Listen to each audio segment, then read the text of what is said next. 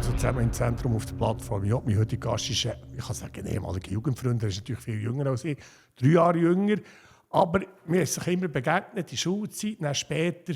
Er ist dann mehr in die Medien als ich, aber ich hatte ihn immer so ein bisschen als Vorbild gehabt. Obschon, dass er jünger ist. Willkommen, Benz Friedli. Und heute habe ich eine leichte Depression bekommen.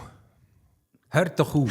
Sind wir eigentlich... Gell, man kann nicht, wenn man einen seit 40, mindestens 40 Jahren kennt. Ja. Du bist 14 und Weißt du, also, du hast doch noch mal... Also du bist der Liebling von den älteren Schülerinnen.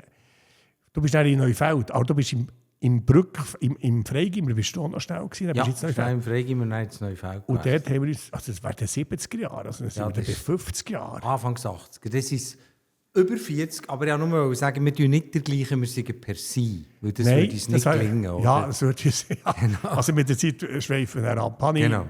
Wobei es wäre eigentlich journalistisch richtig.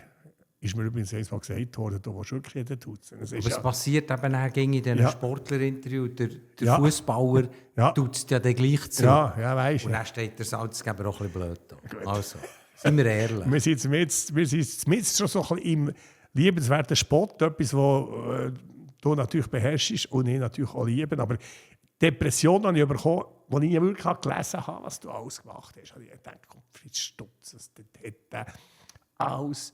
Also, nur vielleicht für die noch nicht kennen, oder vielleicht für die Jüngeren, man kann sagen, der jüngste Gemeinderat der Schweiz, in Wohlen. Damals mit der, nicht Freiliste, offene Liste. Offene Liste, genau. Man kann sagen, das war der Vorläufer von der grünen Freien Liste. Ja, das so mit Vreni...